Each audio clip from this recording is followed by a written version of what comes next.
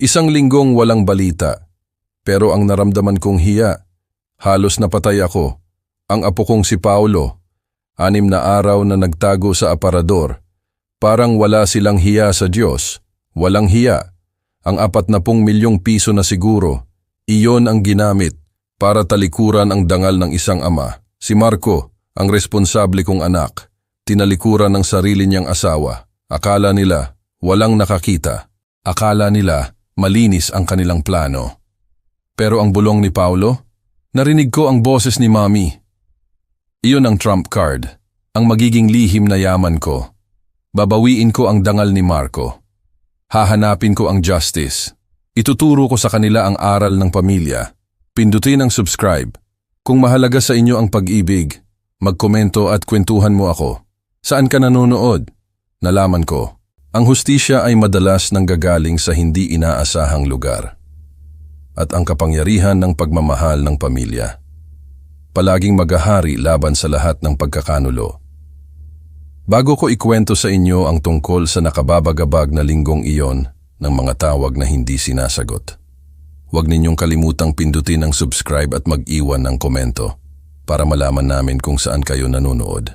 Malaking tulong po ang inyong suporta upang makapagpatuloy kami sa pagbabahagi ng mga kwento ng hustisya at ng walang hanggang lakas ng pamilya. Ang ikukwento ko sa inyo, nangyari lang ito mga 6 na buwan na ang nakalipas, pero parang isang buong buhay na ang lumipas.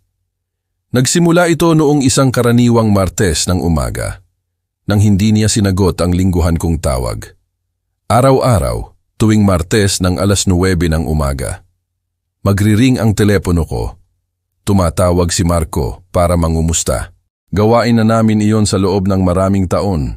Simula noong ipinanganak si Paulo, 9 na taon na ang nakalipas. Si Marco, maaasahan talaga. Kahit pa magulo ang paghihiwalay nila, 3 buwan na ang nakalipas. Karpintero siya, nagtatrabaho sa konstruksyon, isang single dad na ginagawa ang lahat para manatiling buo ang lahat.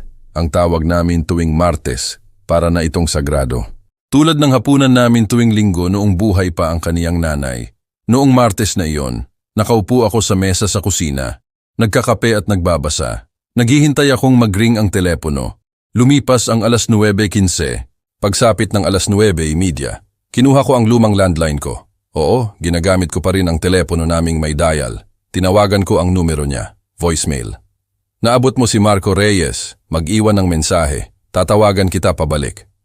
Anak, si tatay mo ito. Kumukumusta lang. Tumawag ka kapag may pagkakataon ka. Ang trabaho sa konstruksyon, hindi mo masabi. Mga emerhensya sa umaga. Sira ng mga makina. Naiintindihan ko iyon. Noon akong mekaniko. Pero si Marco, tumatawag iyon pabalik. Karaniwan sa loob lang ng 1 o 2 oras.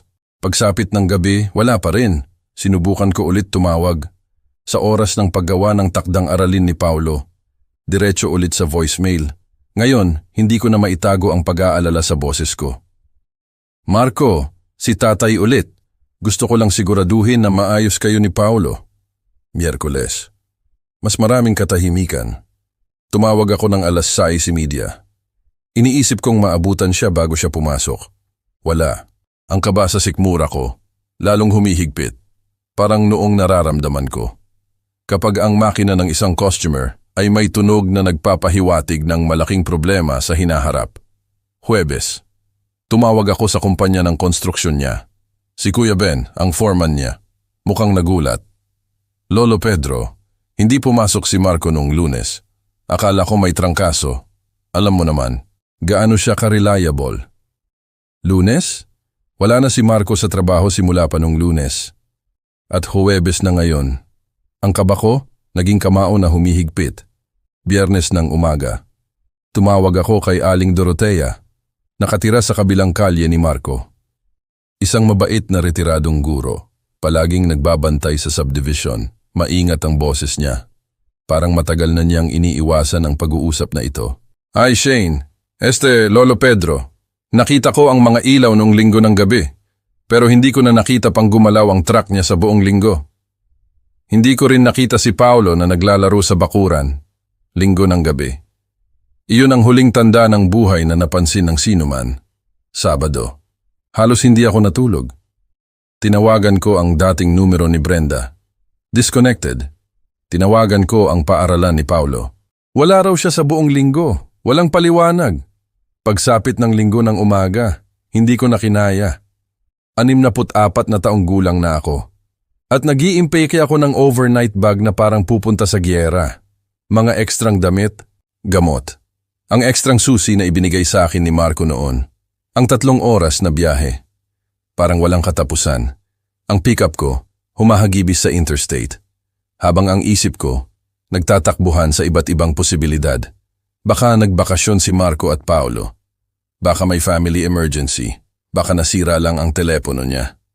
Pero ang mechanic's instinct ko, ang instinct na hindi ako kailanman dinaya, sa 30 taon ng pagdiagnose ng problema, iyon ang sumisigaw, may malaking problema. Hindi basta-basta nawawala si Marco. Siya ay responsable. Isang ama na tatawag kahit 10 minuto lang siyang malate. Pagliko ko sa subdivision niya. Hawak kong mahigpit ang manibela. Naghahanda ako sa anumang makikita ko. 30 taon ng pag-aayos ng sirang bagay.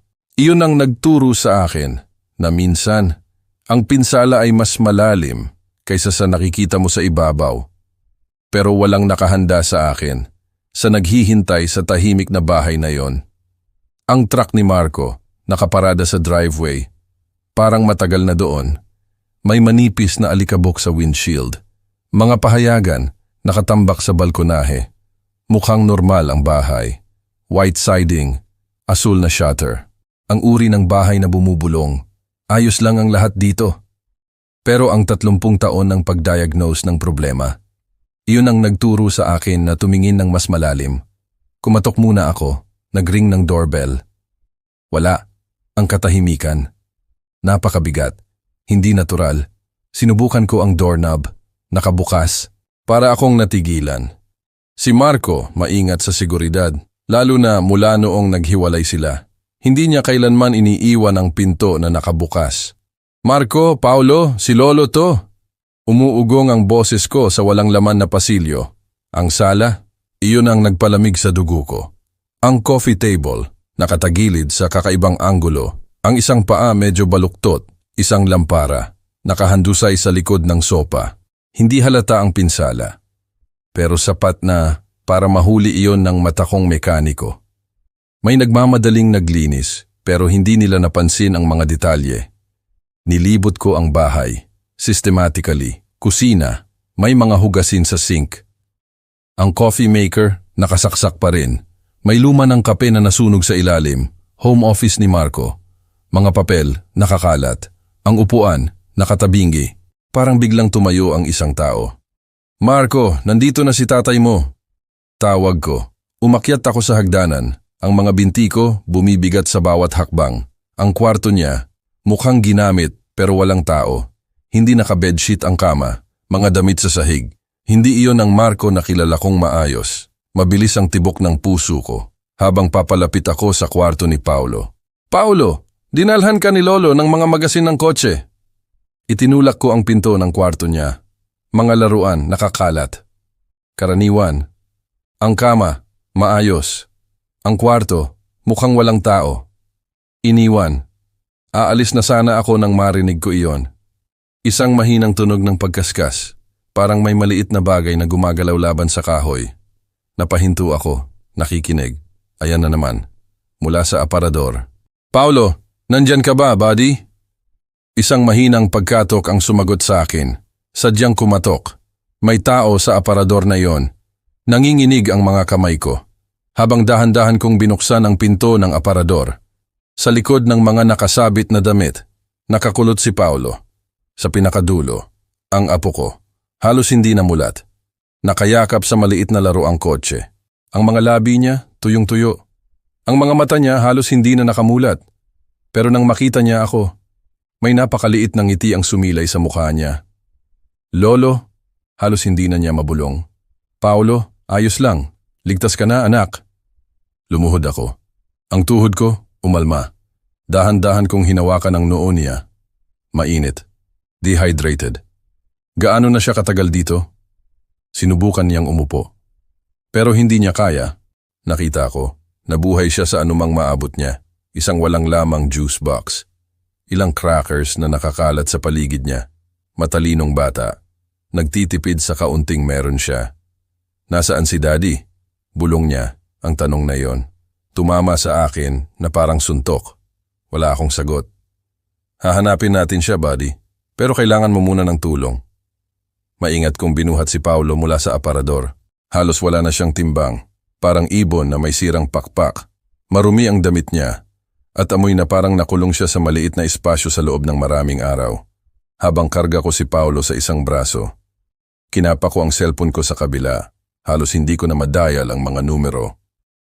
911, ano ang inyong emerhensya? Buhay ang apo ko, pero halos hindi na. At ang anak ko, sa tingin ko may masamang nangyari dito. Ang boses ng dispatcher, parang nagmumula sa malayo. Habang ibinibigay ko ang address, ipinaliwanag ko ang nakita ko. Ang ulo ni Paulo, nakapatong sa balikat ko. Ang paghinga niya mababaw, pero patuloy. Ano man ang nangyari sa bahay na ito, nakaligtas si Paulo, pero habang karga ko siya, naghihintay sa ambulansya. Isang nakakatakot na tanong ang umalingaw-ngaw sa isip ko. Kung nagtatago si Paulo sa aparador, sa loob ng maraming araw, nasaan si Marco? Ang mga paramedic. Tahimik silang nagtrabaho. Sinuri ang vitals ni Paulo. Habang nakabantay ako, IV line sa manipis niyang braso. Oxygen mask sa maliit niyang mukha. Ang tindi ng dehydration, posibleng malnutrition. Ang lead paramedic, nag-report sa radyo niya. 9 na taong gulang, conscious pero mahina, ETA sa Children's Hospital. Sumakay ako sa ambulansiya. Hawak ang malayang kamay ni Paulo. Bawat lubak sa daan, pinagpapawisan ako. Pero hinihigpitan niya ang pagkakahawak sa mga daliri ko. Kapag nagsimula akong lumayo, matalinong bata. Alam niyang hindi ako aalis. Ang emergency room, na puno ng kontroladong kaguluhan pagdating namin. Mga nurse, doktor, mga makina. Sinubukan kong manatiling malapit. Pero dinala nila si Paulo sa likod ng mga kurtina. Hindi ako makasunod. Sir, kailangan namin ng impormasyon. Isang batang nurse, may mabait na mata. Inalalayan ako sa upuan. Kayo po ba ang ama? Lolo, si Pedro Reyes. Ang tatay niya, nawawala. Ang salitang iyon, mapait, nagsulat siya. Habang ibinibigay ko ang kaya kong impormasyon, medical history ni Paulo, mga emergency contact, insurance, nanginginig ang mga kamay ko. Habang pumipirma sa mga form, ligtas si Paulo, pero si Marco, nasa labas pa rin, kahit saan. Stable ang bata, sabi sa akin ni Dr. Santos pagkalipas ng isang oras. Dehydrated, malnourished, pero walang permanenteng pinsala. Matibay na bata. Gaano siya katagal nag-iisa? Tinatantiyang simula noong Linggo ng gabi o Lunes ng umaga, 6 na araw. Kahanga-hanga ang survival instinct para sa isang 9 na taong gulang. Bago ako makasagot, isang matangkad na lalaki. May gusot na damit. Lumapit. Detective Reyes, ayon sa badge niya, may uban na. Mukhang pagod. Mga matang nakakita na ng napakaraming bagay. Ginoong Reyes, naiintindihan ko na inireport nyo na nawawala ang inyong anak. Ipinaliwanag ko ang timeline. Ang mga tawag na hindi nasagot. Ang 1 linggong katahimikan. Ang pagkakita kay Paulo sa aparador. Nagsusulat si Detective Reyes. Tumango-tango paminsan-minsan. May ideya po ba kayo kung bakit umalis ang inyong anak? Family emergency? Problema sa trabaho, problema sa relasyon. Hindi basta-basta nawawala si Marco.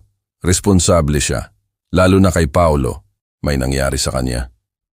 Magpa-file kami ng missing person report. Tatawagan ang employer niya. Magtatanong sa barangay. Minsan, ang mga single parent na bibigatan. Hindi si Marco. Ang boses ko, mas matalas kaysa sa inaasahan ko. Hinding-hindi niya iiwan si Paulo ng ganon. Tinitigan ako ng detektive. Pagkatapos tumango. Titingnan namin ito ng seryoso, Ginoong Reyes. Pwede ko bang kausapin ang bata?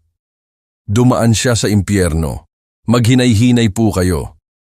Ang kwarto ni Paulo sa ospital, napakaliwanag, napakasterile. Pero nang makita niya ako, Sumikat ang mukha niya. Ang unang totoong ngiti na nakita ko sa buong araw. Ang mga ivy bag, patuloy sa pagtulo, dahan-dahang bumabalik ang kulay sa kaniyang pisngi. Lolo, nagpaiwan ka. Siyempre nagpaiwan ako, buddy. Hindi ako aalis. Nagabot ng upuan si Detective Reyes. Ang boses niya, malambot at matiyaga. Paulo, ako si Detective Reyes. Sinusubukan kong tulungan kang hanapin ang tatay mo. Maaari mo bang sabihin sa akin, kailan mo siya huling nakita? Ang mga mata ni Paulo sumulyap sa akin. Pagkatapos, bumalik sa detektive. Ang maliit niyang kamay. Hinawakan ng kamay ko sa ilalim ng kumot. Gabi po iyon, bulong niya. May sigawan. Nanlamig ang dugo ko. Sigawan. Hinigpitan ni Paulo ang hawak sa kamay ko. Ang boses niya, halos hindi na marinig. Pero bawat salita, tumama na parang martilyo. Lolo, may naririnig akong nakakatakot na mga boses. Ang mga salitang nakakatakot na mga boses, nakabitin sa kwarto ng ospital. Parang isang madilim na ulap. Sumandal si Detective Reyes. Ang panulat niya, handa. Pero nakikita ko ang pag-aalala sa mga mata niya. Paulo, sabi ko ng dahan-dahan, hinihigpitan ang maliit niyang kamay. Maaari mo ba kaming kwentuhan pa tungkol sa mga boses na iyon? Pero si Paulo, bumalik na sa sarili niya, pagod na pagod. Mula sa maliit na pagbubunyag na iyon, ang talukap ng mata niya, bumagsak. At sa loob ng ilang minuto, natulog siya. Hawak pa rin ang kamay ko. Lumabas kami ni Detective Reyes sa pasilyo. Hinoong Reyes, ang batang iyan. Baka siya lang ang tanging saksi natin sa anumang nangyari. Pero dumaan siya sa trauma. Kailangan natin itong pangasiwaan ng maingat. Bata pa lang siya, sabi ko. Ang boses ko, medyo magaspang. Nagtatago siya sa aparador sa loob ng 6 na araw. Naiintindihan ko. Tatawagan ko si Doktora Emily. Siya ay isang child psychologist na dalubhasa sa mga kaso ng trauma. Alam niya kung paano kausapin ang mga bata nang hindi sila pinipilit. Noong gabing iyon, natulog ako sa silya, sa tabi ng kama ni Paulo. Bawat galaw niya, o daing sa pagtulog, nandoon ako, ang mga nurse. Regular na chine-check siya, pagsapit ng umaga. Bumalik na ang kulay sa kaniyang mga pisngi. Dumating si Doktora Emily, 9:00. May dalang bag, puno ng art supplies, may mabait siyang mata, sa likod ng wire-rimmed glasses, at ang matiyagang ugali ng isang taong gumugol ng maraming taon sa pagkuha ng tiwala ng mga bata. Kumusta, Paulo? Ako si Doktora Emily, pero pwede mo akong tawaging Miss Emily. Nag-abot siya ng upuan. Sabi ng lolo mo, napakatapang mo raw. Sumulyap sa akin si Paulo. Pagkatapos, bumalik sa kanya. Hawak pa rin ang laruang kotse, parang lifeline. Maaari mo bang sabihin sa akin, paano ka nanatiling ligtas? Habang nagtatago ka, tanong niya. Nagkalat ng papel at crayon sa bedside table niya. Sabi ni Daddy, magtago ako sa aparador ko hanggang sa tawagin niya ako. Kaya naghintay ako. Ang boses ni Paulo, mas malakas ngayon. May snacks ako sa toy box ko, crackers at fruit snacks, at juice boxes sa ilalim ng kama ko. Sumakit ang puso ko habang inilalarawan niya ang kaniyang 6 na araw na pagdurusa. Nang maubos ang juice, gumapang ako papunta sa banyo para uminom ng tubig mula sa sink. Gumawa ako ng kama gamit ang mga unan ko at kinausap ko si Lightning. Itinaas niya ang laruang kotse. Araw-araw nakikinig ako. Naghihintay akong tawagin ako ni Daddy, pero hindi niya ginawa. Tumango si Doktora Emily, nagbibigay ng pag-asa. Napakabait mo, Paulo. Maaari mo bang sabihin sa akin tungkol sa mga nakakatakot na boses na binanggit mo sa lolo mo? Nagsimulang mag-drawing si Paulo, isang maliit na figura sa isang madilim na espasyo. Linggo ng gabi po iyon, umuulan ng napakalakas. Gumagawa ako ng Lego nang mag-ring ang doorbell. Nang maraming beses. Mukhang takot si Daddy at sinabi niyang magtago ako, kaagad. Tahimik na pumasok si Detective Reyes at tumayo sa tabi ng pinto. Nagtago ako sa likod ng mga winter coat ko. Tapos, narinig ko, may pumasok. 2 tao, si Mommy at isang lalaking may malalim na boses. Ang salitang Mommy, tumama sa akin na parang suntok, si Brenda. Sumisigaw si Mommy kay Daddy nang napakalakas tungkol sa pera. Paulit-ulit niyang sinasabi na may utang si Daddy sa kaniya, ang lalaki. Nagsalita ng masasamang bagay. Tapos, may tulakan. At sigawan ang krayon ni Paulo. Pumatong ng mas mahigpit sa papel. Biglang, napakatahimik, sobrang tahimik. Tumulo ang luha sa kaniyang mga pisngi. Gusto kong hanapin si Daddy, pero natatakot ako. Patuloy akong naghintay na tawagin niya ako, pero hindi niya ginawa. Maingat na lumapit si Detective Reyes. Paulo, sigurado ka bang ang Mommy mo iyon? Kilala ko ang boses niya, ang lalaki. Tinawag niya itong Danilo. Danilo, isang pangalan. Na may katumbas na boses. Tiningnan ako ni Detective Reyes. May malalim na pag-unawa. Ginoong Reyes, ito. Isa na ngayong investigasyon ng pagpatay. Magpapalabas kami ng APB para kay Brenda Parker at Danilo sa pasilyo. Malalim ang kaniyang ekspresyon. May iba pa, natagpuan namin ang financial records ng inyong anak, may life insurance policy. At dahil sa nangyari sa paghihiwalay nila 3 buwan na ang nakalipas, pagkalipas ng 2 araw, hiniling sa akin ni Detective Reyes. Nasamahan siya. Pabalik sa bahay ni Marco. Ang crime scene tape, nakakabit pa rin. Isang dilaw na paalala, ng bangungot na naganap doon. Hindi ako sigurado kung handa ako, pero kailangan kong panindigan ito. Ang forensics team, masusing nagtrabaho. Ang luminal, nagbunyag ng hindi nakita ng mata, dugo. Sa dingding ng sala, mas marami. Sa sahig, malapit sa matalim na kanto ng coffee table. Lumaban ang inyong anak, sabi ni Detective Reyes ng tahimik. Ang pattern ng dugo, nagpapahiwatig na itinulak siya. Tumama ang ulo sa kanto ng mesa. Malaking pinsala. Tinitigan ko ang outline, kung saan nahulog si Marco. Naging kamao ang mga kamay ko, ang anak ko. Ang responsable, mapagmahal kong anak. Pinatay, sa sarili niyang tahanan. Ang insurance policy, sabi ko. Kwentuhan mo ako tungkol diyan. Binuksan ni Detective Reyes ang folder niya. 40 milyong piso, binili ito ni Marco noong ipinanganak si Paulo. Si Brenda ang pinangalanang beneficiary. Pagkatapos ng diborsyo nila 3 buwan na ang nakalipas, hindi niya nabago, 3 kapat ng 1 milyon. Sapat. Para pumatay. Bakit hindi niya in-update? Tanong ko. Bagaman, may hinala na ako sa sagot. Ayon sa kaniyang mga kasamahan, may balak siya. Sabi niya, kailangan niyang asikasuhin ang mga paperwork. Pero abala siya sa trabaho. Alam ni Brenda na siya pa rin ang nakalista. Tinulungan niya si Marco noong kinakasal pa sila. Nagmaneho kami sa construction site ni Marco. Kinausap ko si Kuya Ben at ang mga crew. Ipininta nila ang larawan ng isang lalaking nahihirapan dahil sa mga pagbabago pero devoted sa kaniyang anak. Nabali-balita na pumasok si Brenda sa cryptocurrency trading, sabi ni Kuya Ben. Malaki ang nalugi. Paulit-ulit siyang humihingi kay Marco na sagutin ang mga utang niya. 2 beses siyang tinulungan ni Marco. Nagbayad ng siguro 2 hanggang 3 milyong piso. Pero sa pangatlong beses, tumanggi na siya. Kailan ito? Bago sila maghiwalay, sabi ni Marco. Hindi niya pwedeng patuloy na itapon ang pera. Lalo na't si Paulo ang iisipin niya. Hindi iyon tinanggap ni Brenda ng maayos.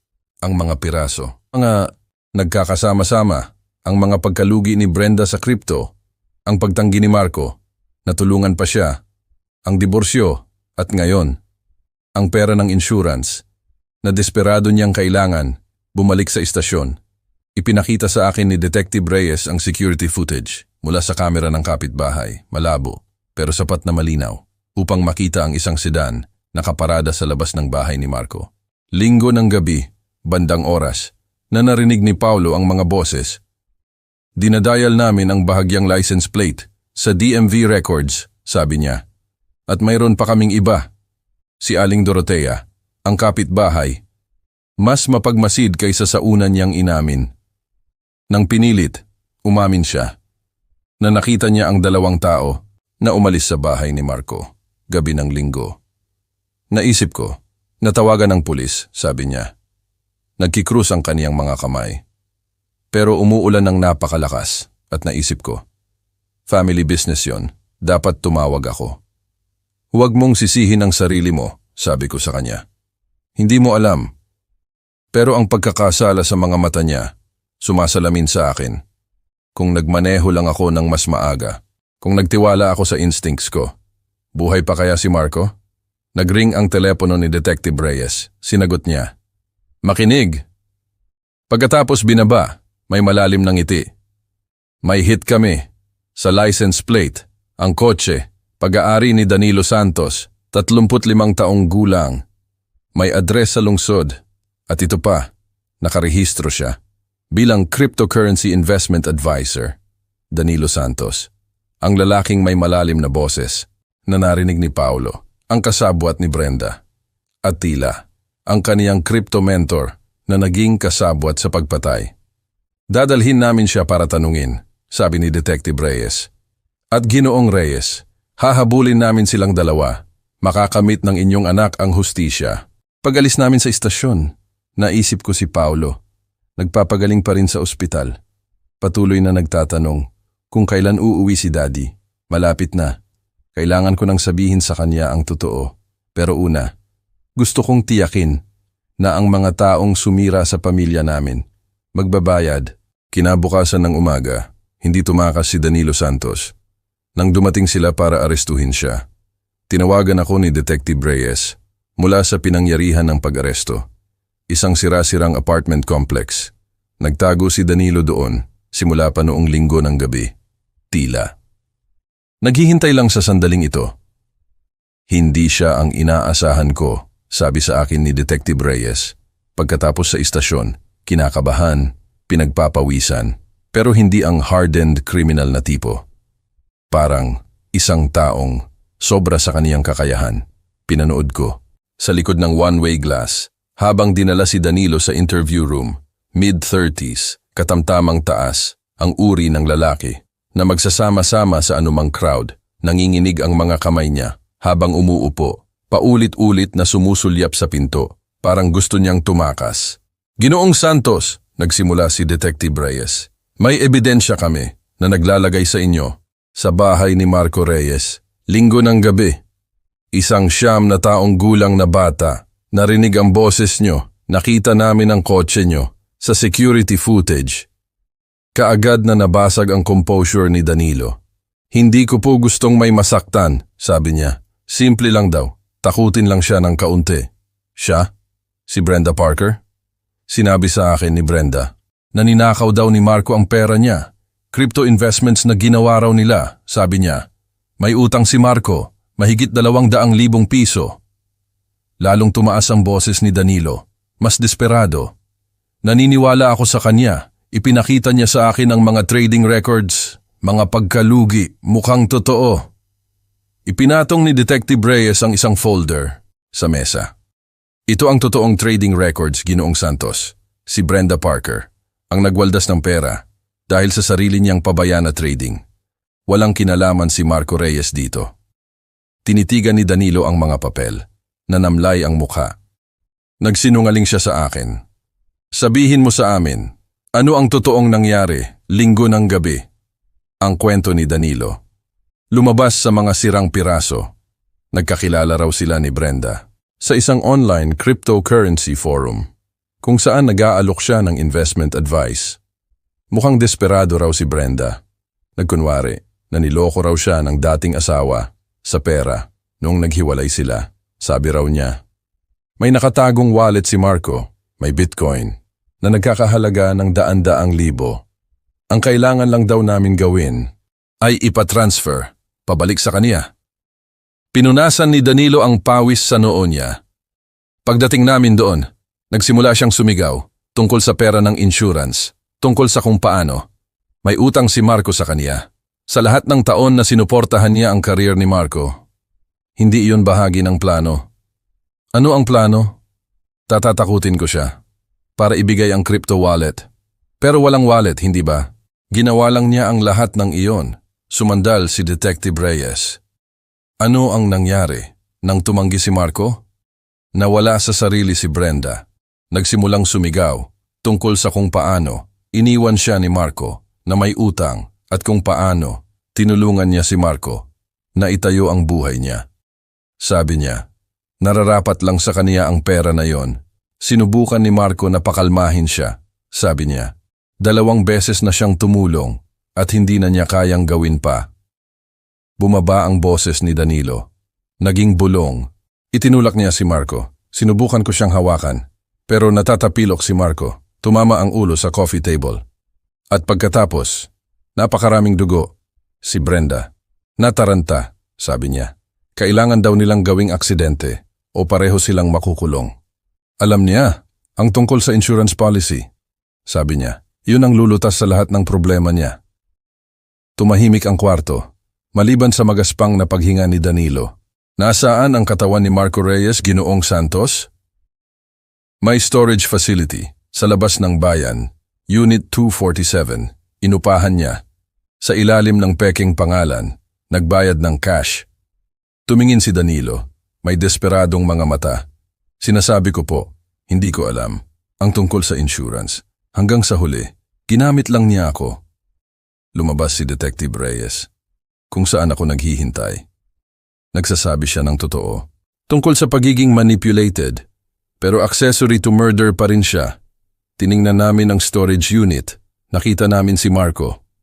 Halos hindi ako makatayo. Ang marinig iyon, nagpatotoo, sa paraan na walang ibang nagawa. Paano si Brenda? Sabi ni Santos, nagpapalipat-lipat siya. Sa mga murang motel, nagbabayad ng cash, pero na-trace namin ang telepono niya. Nagkamali siya. Tumawag sa kapatid niya.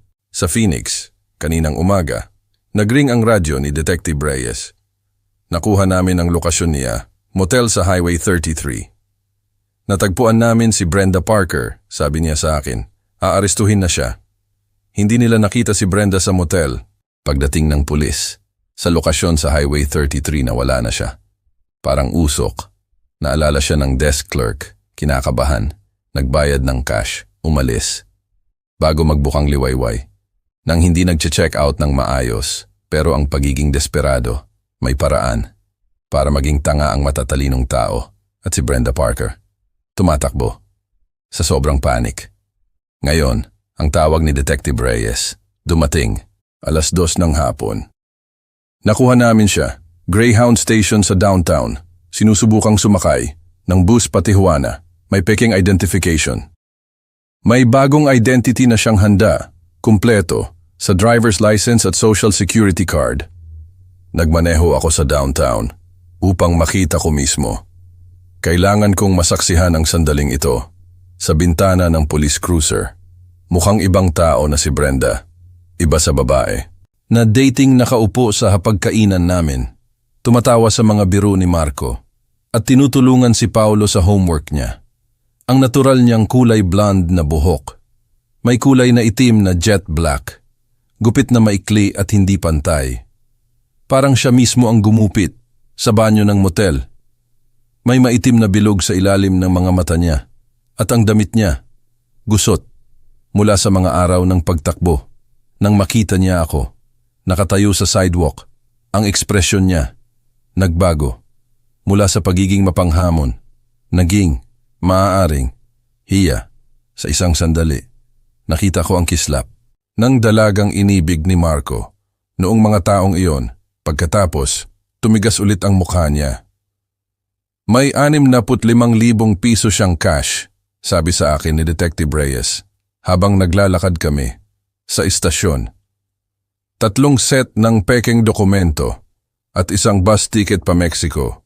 Pinaplano niya ang pagtakas na ito sa loob ng maraming araw, marahil linggo. Hindi ito crime of passion, kalkulado ito. Sa istasyon ng pulis, nagpwesto ako sa likod ng one-way glass para panoorin ang pagtatanong sa kanya, hindi tulad ng kumpisal ni Danilo na kinakabahan at may pagkakasala. Si Brenda, sinusubukan pa rin kontrolin ang kwento. Kalkulado pa rin kung paano. Mamiminimize ang kasalanan niya. Ideya yon ni Danilo. Mula pa sa simula, pilit niyang sabi. Ang boses niya, steady. Sa kabila ng posas. Gusto ko lang kausapin si Marco. Tungkol sa perang utang niya sa akin. Si Danilo. Siya ang naging violent. Nang tumanggi si Marco na tumulong, nagkalat si Detective Reyes ng mga larawan ng crime scene sa mesa. Kakaiba Ginang Parker, iba ang kwento ni Ginoong Santos, sabi niya. Kayo ang nag-mastermind ng buong operasyon, sabi niya. Kayo mismo ang nagkwento tungkol sa 40 milyong piso na life insurance policy. Doon, nagsimulang mabasag ang maingat na composure ni Brenda. Bahagyang nanginginig ang mga kamay niya habang tinititigan ang mga larawan. Nang sala ni Marco, ang ebidensya ng dugo, ang nakabaligtad na furniture. May utang sa akin si Marco ng perang iyon, sabi niya. Ang boses niya tumataas. Naiintindihan ba ninyo kung ano ang isinakripisyo ko para sa kanya? Nagtrabaho ako ng 2 job. Para makapag-aral siya, inalagaan ko si Paulo habang itinatayo niya ang construction business niya. Nang iwan niya ako, sinira niya ang financial future ko. Kaya sinira mo ang buhay niya? Hindi dapat nangyari ng ganoon. Ang mga salitang iyon, sumabog mula sa kanya. Kailangan ko lang na maintindihan niya kung ano ang pinagdadaanan ko. Ang mga pagkalugi sa crypto, ang mga margin call, tumatawag ang mga kreditor 20 beses sa isang araw. Nawawalan na ako ng apartment, ng kotse ko, lahat. Paano ang mawalan ng anak mo? Ang tanong na iyon, tumama sa kanya. Parang pisikal na suntok sa unang pagkakataon. Mula noong inaresto siya, nakita ko ang tunay na emosyon na bumagsak. Sa mga pader ng pagtatanggol niya, ang mukha niya, nabasag. At nagsimulang tumulo ang luha. Hindi dapat nandoon si Paulo, bulong niya. Sinabi sa akin ni Marco na magtatagal si Paulo sa bahay ni Lolo Pedro sa loob ng 1 linggo, kung alam ko lang na nasa bahay siya. Hindi ko sana. Hindi niya natapos ang pangungusap. Nagtatago siya sa aparador ng kwarto niya. Sa loob ng 6 na araw, Brenda, nabuhay sa crackers at tubig. Naghihintay. Nakunin siya ng tatay niya mula sa pinagtataguan. Tuluyan siyang bumagsak. Humahagulgol sa kaniyang mga nakaposas na kamay. Pero ang panunood sa kaniya na umiiyak, hindi nagbigay sa akin ng kasiyahan na inaasahan ko. Walang saysay. Wala pa rin si Marco at si Paulo na trauma pa rin. At ang pamilya namin, wasak pa rin. Parehong sina Brenda at Danilo, formal na kinasuhan ng first-degree murder. Kinabukasan, ang ebidensya, hindi may kakaila. Ang detalyadong kumpisal ni Danilo, ang storage unit, na may katawan ni Marco, ang testimonya ni Paulo, ang motive ng insurance, at ang tangkang pagtakas. Sa Mexico, ang piskal nag-anunsiyo na hahabol siya ng life sentences para sa parehong akusado. Tinanggihan ng bail, bumalik sa ospital. Si Paulo, gumagawa ng kahanga-hangang pag-unlad, sabi ni Doktora Emily. Ang kaniyang resilience, pambihira para sa edad niya. Ang pisikal na epekto ng kaniyang 6 na araw na pagdurusa, gumagaling na ibalik niya na ang karamihan sa timbang na nawala sa kanya at ang kulay niya bumalik na sa normal. Pero ang emosyonal na paggaling, matatagalan pa. Lolo, sabi ni Paulo, isang hapon, habang gumagawa kami, ng isang 1,000-piece puzzle ng isang vintage car. Bakit gusto ni Mommy nasaktan si Daddy? Paano mo ipapaliwanag ang kasakiman at pagiging desperado sa isang 9 na taong gulang? Paano mo sasabihin sa isang bata na mas pinahalagahan ng kaniyang ina ang pera ng insurance kaysa sa buhay ng kaniyang ama? Minsan, ang mga matatanda gumagawa ng napakasamang desisyon kapag sila ay takot at galit, buddy. May malaking utang ang mami mo sa masasamang tao at naisip niya ang tanging paraan para ayusin iyon ay saktan si Daddy. Pero mali iyon at ngayon, kailangan niyang harapin ang mga kahihinatnan. Kailangan ko pa ba siyang makita ulit? Hindi. Kung ayaw mo, ligtas ka sa akin ngayon. Ang custody paperwork, nakakagulat, napaka-straightforward. Ako ang pinakamalapit na kamag-anak ni Paulo, na nabubuhay, at sa kabila ng trahedya.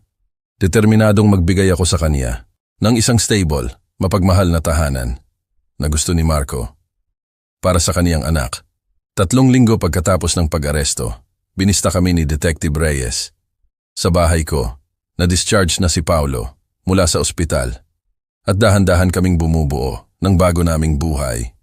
Ang trial, nakatakdang magsimula sa loob ng 4 na linggo, sabi niya sa akin, ng pribado, habang naglalaro si Paulo. Ang toy cars niya sa likod bahay. Ang attorney ni Danilo nagtutulak ng plea bargain, pero ang piskal hindi interesado sa anuman na mas mababa sa 25 taon. Ang lawyer ni Brenda sinusubukan ng insanity defense, nagkiklaim ng emotional distress mula sa diborsyo. Huminto siya. Pinanood si Paulo habang gumagawa ng mga tunog ng makina, habang nagmamaneho ng mga kotse niya. Sa paligid ng imaginary track, ang testimonya ni Paulo magiging mahalaga para makakuha ng convictions. Kailangang marinig ng jury ang nasaksihan niya, ang nakaligtas niya. Handa ba kayo pareho para dyan? Tiningnan ko ang apo ko, maliit pa rin, pero nagpapakita ng tapang na nagpapakumbaba sa akin araw-araw. Gagawin namin ang lahat ng kailangan para makamit ang hustisya para kay Marco. Nagsimula ang trial sa susunod na buwan. Puno ang courthouse. Ang umaga ng trial, ang mga local news crew nakahanay sa hagdanan at ang construction crew ni Marco. Puno ang mga front rows. Mahigpit na hinawakan ni Paulo ang kamay ko habang naglalakad kami. Sa gitna ng crowd, nanginginig ang maliliit niyang daliri. Sa kabila ng matapang niyang mukha, sabihin mo lang ang totoo, bulong ko. Nandito lang ako sa tabi mo. Si District Attorney Chen. Ipinakita ang kaso, systematically, mga larawan ng crime scene, forensic evidence, financial records, ipinapakita ang desperasyon ni Brenda at ang motive ng insurance. Nang umakyat si Paulo sa witness stand, tumahimik ang courtroom, mukha siyang imposibleng maliit sa upuan na yon. Pero ang boses niya, malinis, habang ikinukwento niya. Ang kakilakilabot na gabi ng linggo, sinabi niya sa kanila, ang tungkol sa pagtatago sa aparador. Ang marinig ang galit na boses ng kaniyang ina. Ang biglaang katahimikan na sumunod. Naghihintay ako. Natawagin ako ni Daddy. Tulad ng ipinangako niya, sabi ni Paulo. Tinitingnan ng jury. Pero hindi niya ginawa. Ilang juror. Pinunasan ang mga mata. Sinubukan ng attorney ni Brenda na ipinta siya bilang isang desperadong ina na itinulak sa pansamantalang pagkabaliw. Pero ang testimonya ni Danilo, sinira ang anumang simpatiya na sana ay nakuha niya. Plinano niya ang lahat, sabi ni Danilo, ng steady. Alam niya ang tungkol sa insurance policy. Alam niyang siya pa rin ang beneficiary. Sinabi niya sa akin na ninakaw ni Marco ang kripto sa kanya. Kasinungalingan iyon. Kailangan niya akong tulungan na ilipat ang katawan para magmukhang na wala lang siya. Namutla ang mukha ni Brenda habang nagpapatuloy si Danilo. Sabi niya, hahatiin namin ang pera ng insurance at magsisimula ulit. Napakatanga ko para maniwala sa kanya. Bakit nagtetestigo kayo laban kay Ginang Parker ngayon? Tiningnan ni Danilo si Paulo. Pagkatapos, ako. Dahil isang 9 na taong gulang na bata, gumugol ng 6 na araw, na nag-iisa, nag-iisip, na iniwan siya ng tatay niya. Hindi nararapat mamatay si Marco Reyes. Nag-deliberate ang jury. 4 na oras. Guilty sa lahat ng counts. Si Brenda. Nakatanggap ng life without parole. Si Danilo. Nakakuha ng 25 taon. Habang binabasa ang mga verdict, naramdaman ko ang presensya ni Marco sa courtroom na iyon. Nakamit ang hustisya. Pero hindi nito maibabalik si Marco o mabubura ang trauma ni Paulo. Tiniyak lang nito na magbabayad ang mga pumatay sa kaniya. 6 na buwan ang lumipas. Natagpuan na namin ni Paulo ang rhythm namin. Bumili ako ng bahay malapit sa bago niyang paaralan. Ginamit ang pera ng insurance. ang parehong pera na nagkakahalaga ng buhay ni Marco. Para tiyakin ang kinabukasan ni Paulo, si Doktora Emily nagpatuloy sa therapy ni Paulo. Dahan-dahan, gumagaling siya. Ang mga bangungot, hindi na madalas, mas madalas siyang tumawa. Nagkaroon siya ng mga kaibigan.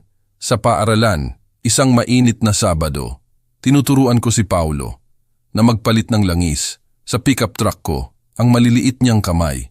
Mahigpit na humawak sa wrench habang ginagabayan ko siya sa proseso, ang parehong paraan na tinuruan ko si Marco. 30 taon na ang nakalipas. Lolo, sabi ni Paulo, ang mukha niya may grease pero nakangiti. Sa tingin mo, ipagmamalaki ako ni Daddy? Anak, sabi ko, ginulo ang buhok niya. Ang daddy mo, sobrang ipagmamalaki ka. Iiyak siya ng luha ng kaligayahan. Tumawa si Paulo, isang tunay, masayang tunog, na pumuno sa garage at sa puso ko. Sa sandaling iyon, alam kong magiging ayos kami. Ang daan sa unahan, hindi magiging madali. Pero mayroon kaming isa't isa mula sa kaibuturan ng puso ko. Gusto kong sabihin sa inyo na sumubaybay sa kwento ko na ang pamilya hindi dapat ipagwalang bahala. Isang sandali lang ng kasakiman, pwedeng sirain ang lahat. Pero nalaman ko rin na ang pag-ibig, nagtitiis, na ang hustisya, naghahari kapag ipinaglalaban mo, at ang paggaling, posible, kahit pagkatapos ng pinakamadilim na trahedya. Nagtatanong pa rin si Paulo tungkol sa tatay niya, minsan. At kinukwentuhan ko siya tungkol sa mabuting lalaki na si Marco, devoted, masipag, mapagmahal. Ang mga alaala na iyon ang nagpapanatili kay Marco na buhay para sa aming dalawa ang pera ng insurance na ipinagpatayan ni Brenda. Iyon na ngayon ang nagbabayad para sa edukasyon ni Paulo, ang therapy niya, ang bago naming simula. May mapait na irony diyan. Pero may pag-asa rin, may magandang lumabas. Mula sa isang kakilakilabot na bagay, wala na si Marco, pero ang anak niya, lalaking alam niyang, minahal at protektado siya. Iyan ang pangako, natutuparin ko, sa buong buhay ko. Minsan, kapag tumatawa si Paulo, o nagpapakita ng kabaitan sa iba, nakikita ko si Marco sa kanya, at alam kong, ang pag-ibig, talagang nagtatagumpay, laban sa lahat, mula sa nakakasakit ng pusong paglalakbay na ito. Nalaman ko, ang mga kwento ng pagkakanulo, tulad ng sa akin, nagtuturo sa atin ng pinakamasakit, ngunit pinakamahalagang aral, tungkol sa kalikasan ng tao. Ang mga family bonds, maaaring masubok, ng kasakiman, pero maaari rin silang maging pinagmumulan ng ating pinakadakilang lakas. Nang piliin ni Brenda, ang pera, kaysa sa pamilya, sinira niya. Hindi lang ang buhay ni Marco, kundi winasak niya rin ang kawalang malay ng sarili niyang anak, ang Diyos. Gumagawa sa mahiwagang paraan, at naniniwala ako na ginabayan niya ako sa bahay na iyon sa tamang sandali upang iligtas si Paulo. Kung wala ang banal na interbensyon, baka hindi nakaligtas ang apo ko sa 6 na kakilakilabot na araw na iyon. Kahit sa pinakamadilim naming oras, dinala kami ng pag-ibig ng Diyos. Ang mga kwento ni Lolo nagpapaalala sa atin na minsan tinatawag tayong kumilos kapag tumama ang trahedya. Sa edad na 64, hindi ko naisip na magpapalaki ulit ako ng bata. Pero may iba palang plano ang Diyos. Binigyan niya ako ng lakas upang hanapin ang hustisya at ng karunungan upang tulungan si Paulo. Nagumaling ang pinakanakapupukaw sa akin tungkol sa mga kwento ng pagkakanulo ay kung paano inilalantad nila ang tunay na karakter ng mga tao.